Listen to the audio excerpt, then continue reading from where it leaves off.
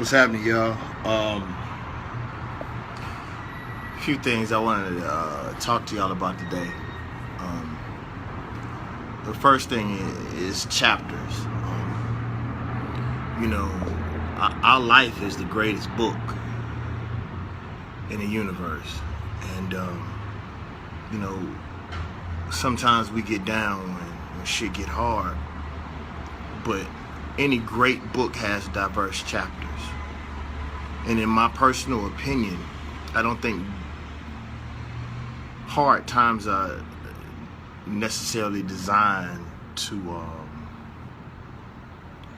hurt you or as discipline. We always think it's God punishing us. I think in some cases it's God blessing us because you'll continue repeating that chapter or repeating that hardship if you don't learn the lesson.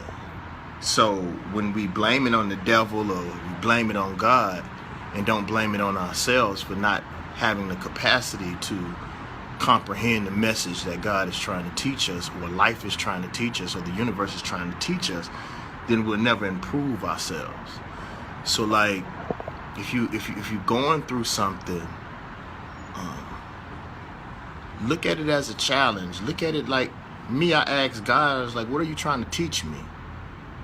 You know, when I went through my first depression, one of the prayers that I prayed after I came out of my depression was, God,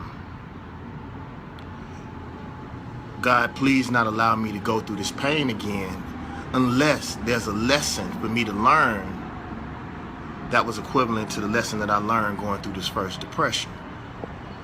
Like my greatest songs, my greatest lessons, my greatest purge sessions have been in my greatest times of hardship. So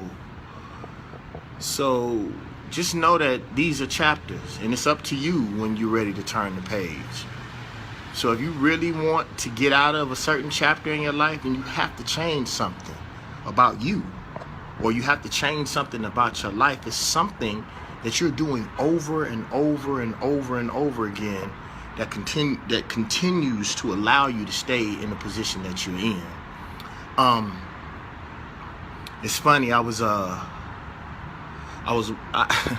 y'all ever see somebody that look like David Banner walking through your hood, I'll say about 6 times out of 10 it's probably me.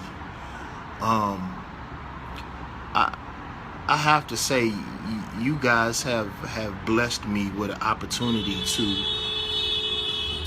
reach a certain level of fame, but still keep a certain level of humanity. Like, I love walking through hoods and putting on a hoodie and some headphones and just walking in places where most people can't go. You know, I'm so blessed to have come from Mississippi. You know, people say, if you lived in these big cities, you can survive anywhere. If you live in some of these small towns with nothing, you can go anywhere. Mississippi has taught me so many lessons, and it's funny. A lot of people ask me, especially when I'm on movies, why I'm so cool. I tell them all the time, like, the problems that most of these stars be bitching about, them white folk problems. As long as y'all have my motherfucking check, I'm not tripping. Of course I want to live a certain way, of course, but I come from nothing. So if I hit hard times, I remember Samuel L. Jackson told me that one time. He said, Dave, man, I'm not ever worried about you. You made it from nothing. Like, you can do it again. You may not want to start back over, but you can. So, like, I'm happy. I'm happy. And I'll tell you something else. Think about this. One of the reasons why Africans suffer so much on this earth is because God blessed us in abundance to be more like he, she, or it.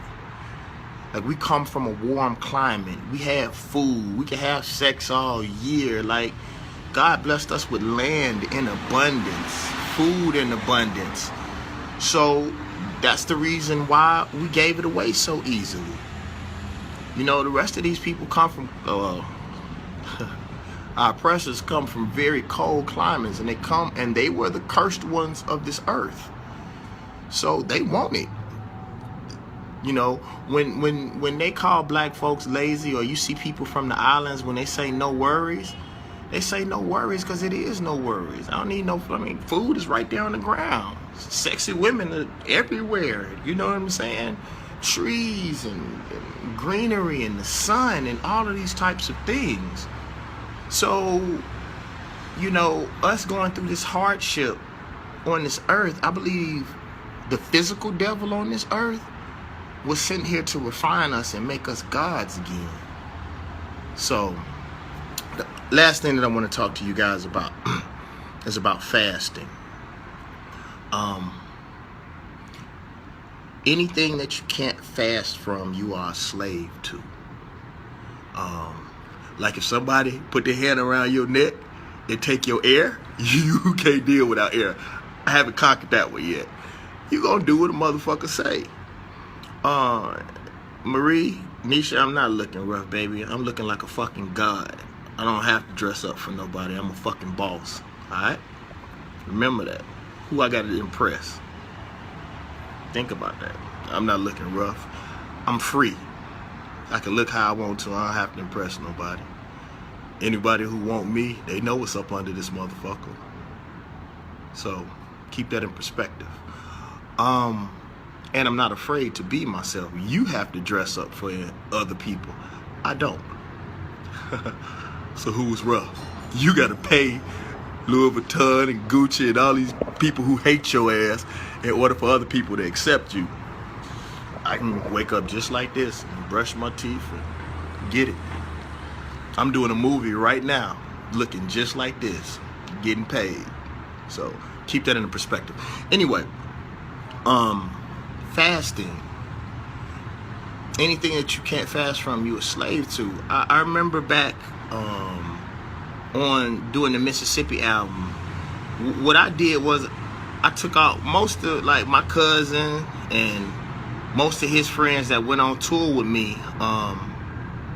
Most of them were ex-hustlers or hustlers. They were hustling at the time. And this is what I told my friend. What I told him, I said, listen, I can't give you as much money as you was making on the streets, but if you go on tour with me, I can at least make sure that you don't have to be looking out for the feds, and you can feed your family and you can see the world. So I told him that. But one of the things I used to tell them all the time is I was like, bro, if a bad woman came up to you and said she wanted to get down tonight, what you gonna say? He said 100% of the time I'm gonna say yes. And I told him, I was like, well, if the feds come for us, so some motherfuckers that's trying to kill me, they can put anybody up under us because y'all don't have no discipline. You can't say no to anything. So that means you're a fucking slave. Like, you the hoe, you the prostitute, because you don't know how to say no. And I told him that. And now that he's older, my cousin came back and said, bro, I know what you're talking about. Like, if somebody wanted to get up under us and they know our weakness is women, then all they got to do is send bad women up under us. So that means you're being controlled by your enemies and not yourself. You know, the same thing with food. You know, I posted a picture of my refrigerator. And, you know, my mom, everybody that comes over my house, they complain because they say, you know, it's nothing to eat over here. And I tell them, I was like, you know, I represent a lot. And an artist from Mississippi named Coke Boomaye, he said this. He said, brother, you not only mentally represent your people, you physically represent your people, spiritually represent your people. So you can't afford to fall off physically. People count on you. People look up to you. And I thought about that. I was like, yo, that's true. And food, like one of my associates told me a man that can control his stomach or can control his food intake can control the universe. Because that's what you put on this earth to do, is survive. So if you know, one thing I told one of my homeboys, I said, if anything ever goes down in America, I know I can last for 14 days. I've gone 14 days on just water and coffee. You know, so even though I've been blessed in abundance with things, I keep suffering around me in case suffering surprises me. So I'm never going to let suffering surprise me. I'm going to keep a healthy amount of pain around. So that's why I fight. That's why I run. That's why I work out. You know, that's why I fast. You know, like, what can you do without?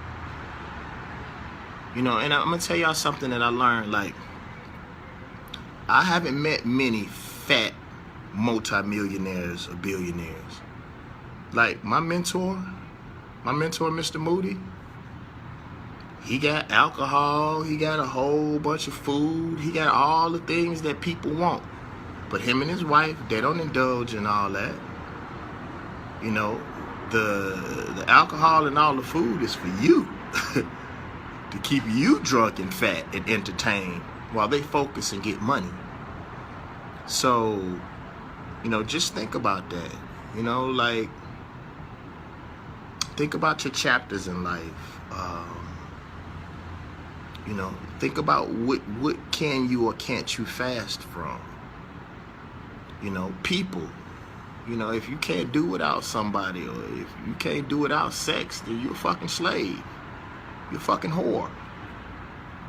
And it's harsh, but it's the truth. So, you know, even with the music industry, I was done rapping. You know, I was done. I was done. And once I learned to live without rap music, that's what made me one of the most powerful artists. Because I could walk away from this shit. I love it. I love music. But I'll tell y'all something personal. My relationship with these major labels made me hate music. There was a time in my life where I didn't listen to no gospel, no instrumentals, no jazz, no shit. And I realized that I had allowed the business aspect to take away my passion and my love for the music. But fasting from music and walking away and being able to give up what changed my whole entire life literally made me free. So, I love you. All right?